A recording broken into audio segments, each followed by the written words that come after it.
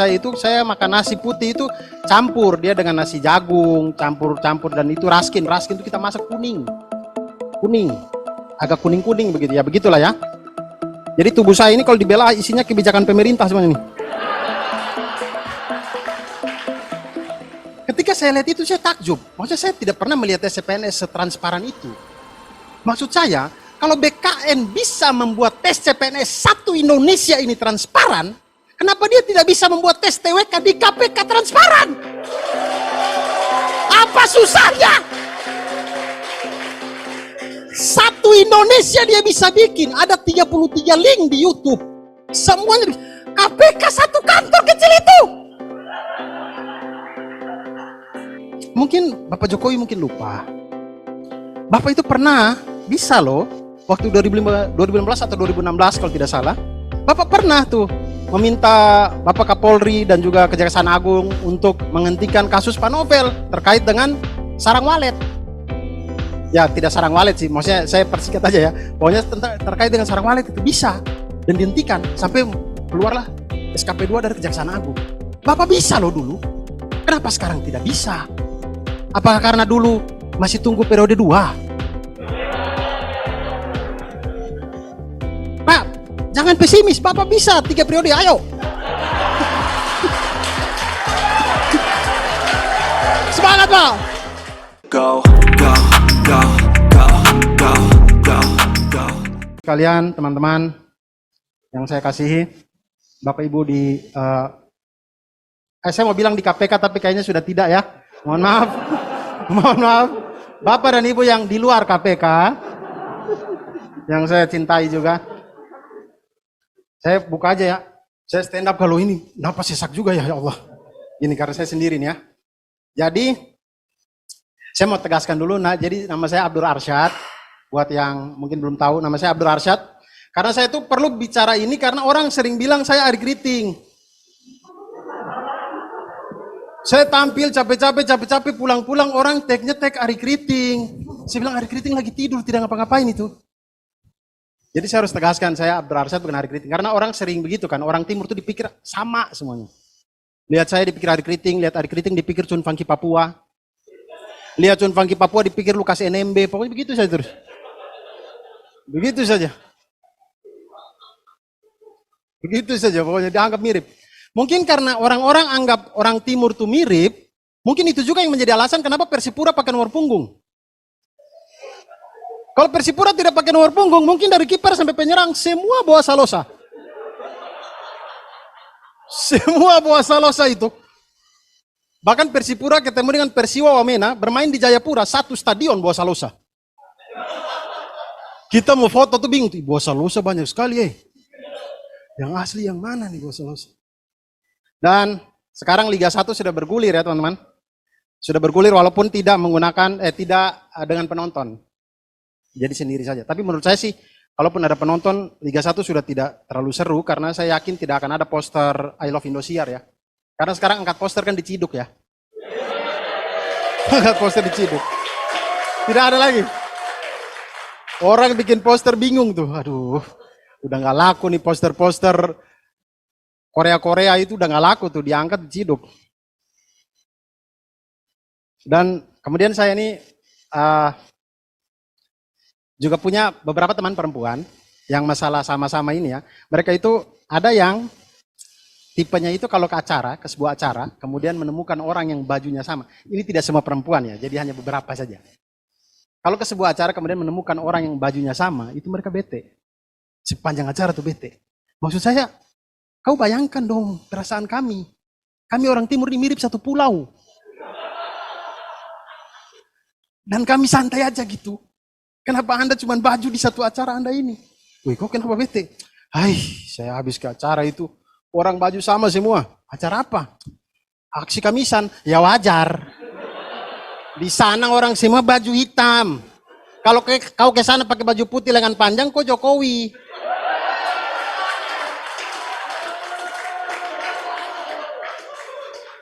Bapak kemana aja Pak? Baru datang 7 tahun kami tunggu di sini Pak. Baru muncul Bapak. Dan Saya lahir dan besar dengan beras miskin. Saya lihat tuh syarat-syarat klien LBH itu salah satunya ada kartu beras miskin. Saya tidak tahu saya dulu ada tidak ya kartu beras miskin ya. Jadi karena seingat saya, keluarga saya itu dari saya bisa makan nasi sampai saya SMA. Karena saya kuliah tuh ke Malang. Jadi di Malang itulah pertama kali saya makan nasi putih yang benar-benar putih. Itu di Malang. Karena kalau di Kupang dulu di tempat saya itu saya makan nasi putih itu campur dia dengan nasi jagung, campur dan itu raskin. Raskin itu kita masak kuning. Kuning. Agak kuning-kuning begitu ya. Begitulah ya. Jadi tubuh saya ini kalau dibela isinya kebijakan pemerintah semuanya nih. Kebijakan pemerintah semuanya nih. Keluarga saya itu bisa jadi quality controlnya Bulog. Bisa. Kami tahu persis itu beras Bulog tuh kami tahu persis. Itu beras Bulog taruh dari jarak 5 kilo juga saya tahu itu beras Bulog. Saya tahu Bapak Ibu sekalian, ya ampun. Mungkin saya yakin ya, kayaknya, mungkin kalau ada sebelum operasi pasar gitu mungkin ada arahan dari atasan gitu, mungkin. Ini beras, coba bagi ke keluarganya Abdur. Kalau mereka hidup baru bagi ke masyarakat. Karena beras miskin itu menyedihkan. Dia murah memang, terakhir yang saya baca itu 1 kilo cuma 1.700 rupiah. Tapi kita beli 1 kilo, setengah kilonya kerikil. Setengah kilonya kerikil. Kita kalau masak itu kasih bersih. Begitu berasnya bersih, kerikilnya kita bisa pakai untuk cor rumah tuh. Bisa, jadi. Rumah saya jadi karena beras miskin. Jadi.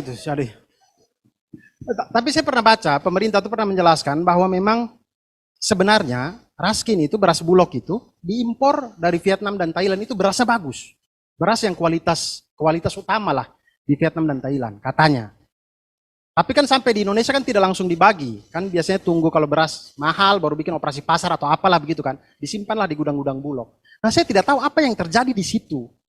Maksud saya kalau ada kutu beras, oke lah. Kutu ini kan makhluk hidup. Mungkin dia bosan, dia jalan-jalan masuk ke karung, masuk akal. Tapi kerikil ini dari mana datang? Dia kan benda mati. Saya berpikir apakah karena dia beras bagus, kemudian akan dijual murah, jadi menimbulkan iri hati beras yang lain. Jadi dia disantet sama Pandan Wangi dan Ramo Super. Untung langsung dibagi, kalau masih tunggu lagi kita lengkap ada paku tuh pas tuh. Wah, disantet. Dan saya beberapa minggu terakhir ini, bukan beberapa minggu, mungkin 2 minggu atau seminggu yang lalu, saya lupa tanggal pastinya.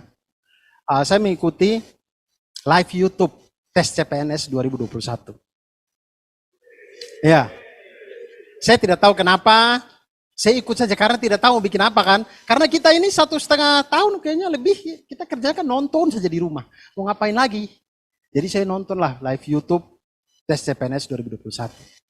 Dan saya tidak tahu apakah ini baru tahun ini atau sudah dari tahun-tahun sebelumnya, saya tidak tahu. Tapi saya sangat respect setinggi-tingginya kepada BKN yang bisa membuat tes CPNS begitu transparan. Kita itu, setiap peserta itu, kita bisa lihat skornya. Naik turun, setiap dia kerjakan soal tuh, kita lihat tuh, naik turun. Sudah seperti kita lihat layarnya Bursa Efek Indonesia. Pergerakan saham tuh, tinggal tunggu aja tes CPNS masuk ke aplikasi trading gitu. Kayaknya bisa sih, kayaknya bisa. Itu mulai dari skornya ada TWK, tes wawasan kebangsaan, kemudian TIU, tes intelijensia umum, kemudian TKP, tes karakteristik pribadi. Ini skor kumulatif maksimal dari 3 ini 550. Saya nonton, ada peserta yang dapat 20.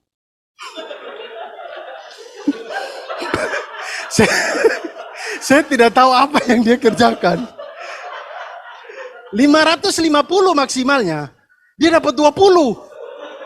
Saya curiga, dia tidur di ruang sidang, di ruang ujian atau bagaimana gitu. Tapi kemudian ada keterangan. Jadi punya cek, dia ini sudah mengerjakan tuh, sudah sampai habis, tapi dia lupa save. Jadi kasihan juga gitu, dia lupa save. Tapi yang maksud saya di sini, ketika saya lihat itu saya takjub. Maksudnya saya tidak pernah melihat CPNS setransparan itu. Maksud saya, kalau BKN bisa membuat tes CPNS satu Indonesia ini transparan, kenapa dia tidak bisa membuat tes TWK di KPK transparan? Apa susahnya? Satu Indonesia dia bisa bikin, ada 33 link di YouTube. Semuanya KPK satu kantor kecil itu. Kenapa tidak bisa? Wah, soalnya kalau tes TWK CPNS itu tes tulis, kalau KPK kan ada wawancaranya. Ya tidak apa-apa, pasang kamera kami nonton. Bapak dan Ibu jangan underestimate terhadap kemampuan kami menonton ya. Kami disuguhi hal-hal yang ini aja kami nonton. Kalau ILC itu masih ada, waktunya 5 jam, semuanya ngabalin ngomong kami nonton. Kami bisa.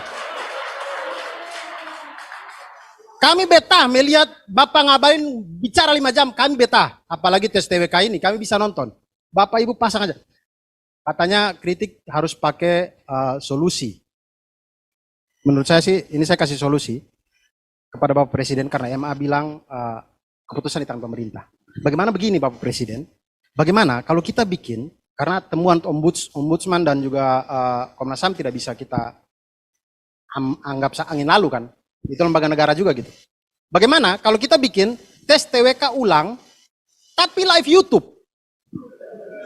Live YouTube, pasang kamera kami nonton. Menurut saya itu paling adil. Itu paling adil. Karena tes CPNS saja bisa. Tes TWK tentu bisa. Bikin yang ulang, 57 orang ini kita bikin tes TWK ulang. Live YouTube, kami semua bisa nonton.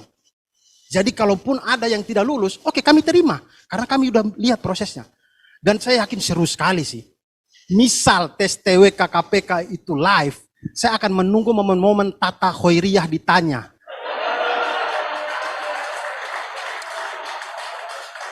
Saya akan menunggu dia ditanya sama ibu-ibu pewawancara, Mbak, waktu pacaran ngapain aja? Kalau sampai Mbak Tata jawab, ya biasa ibu, kami yang ngobrol berkenalan, saya langsung komen si omong kosong.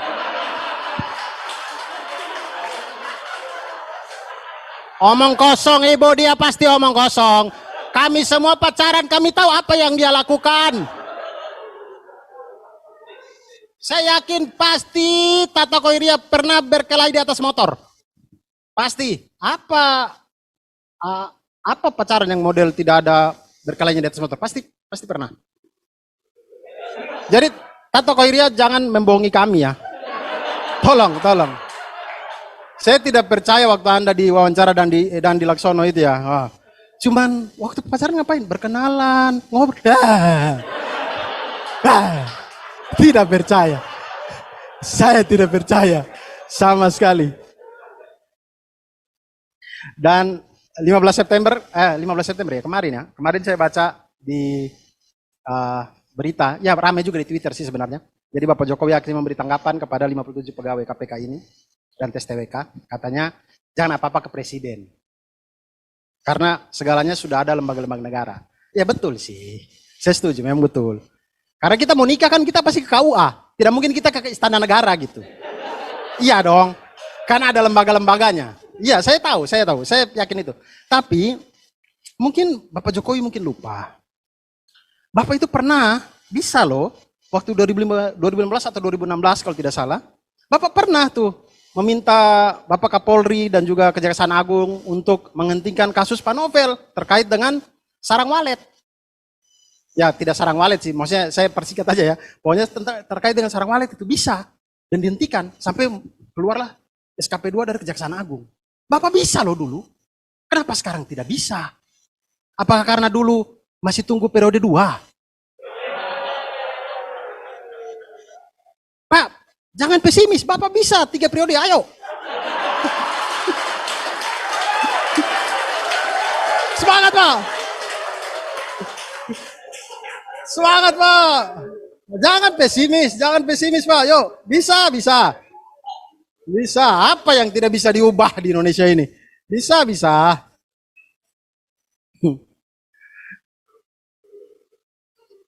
Dan di skena stand up komedian itu, Jadi Bapak dan Ibu sekalian, kami itu biasa punya budaya untuk menyematkan nama stand up komedian dengan masalah yang sedang dihadapi.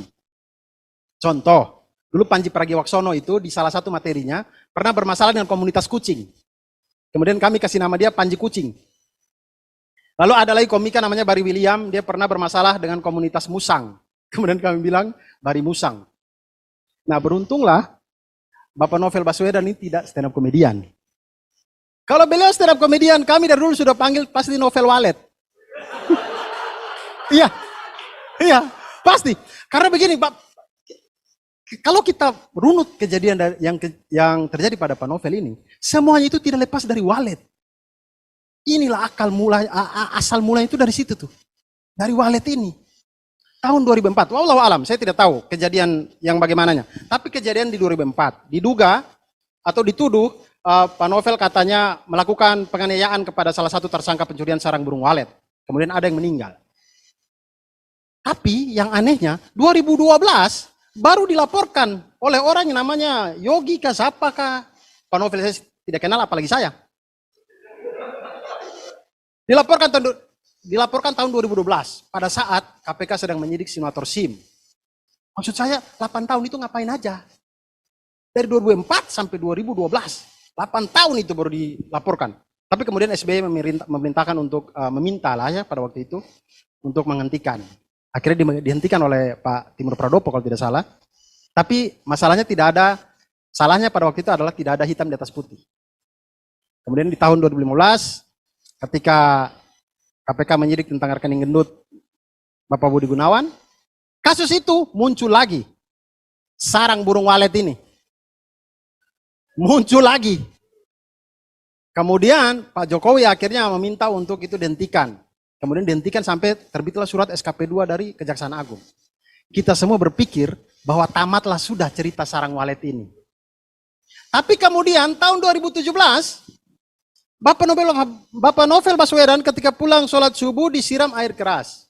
Motif dari pelaku adalah dia sakit hati karena Pak Novel mengorbankan anggotanya ketika kasus sarang burung walet. Allahu Akbar. Masih ada sarang burung walet lagi. Allah.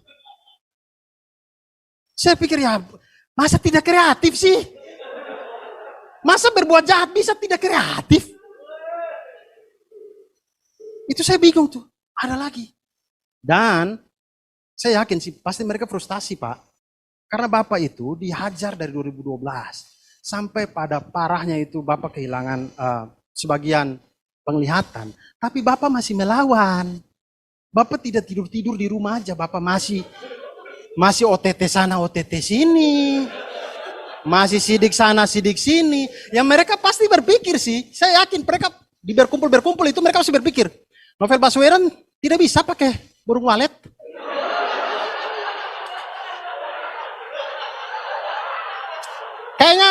Kayaknya kita harus ganti burung lain. Akhirnya muncullah TWK, tes wawasan kebangsaan. Yang mana kita tahu itu adalah pengamalan dari Pancasila yang tidak lain dan tidak bukan adalah burung Garuda.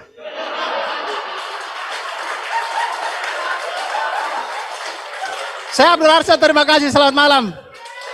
Teman-teman semuanya, terima kasih banyak.